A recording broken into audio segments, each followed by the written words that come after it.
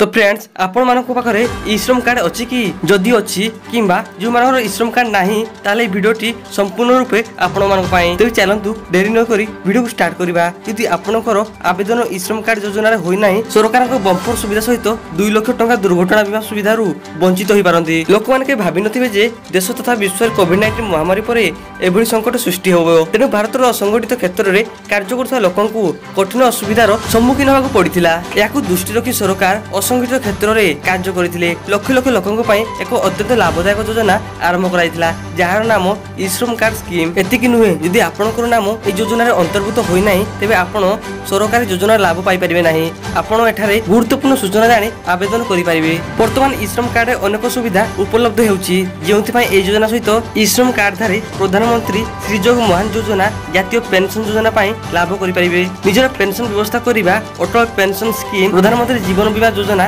प्रधानमंत्री सुरक्षा बीमा योजना, प्रधानमंत्री आवास योजना। तेबे सेही सरकार भविष्य रे आहुरी अनेक सुविधा वृद्धि करबाक जाउछंती। तेबे केउ माने करि परिबे आवेदन आसंतु जानिबा।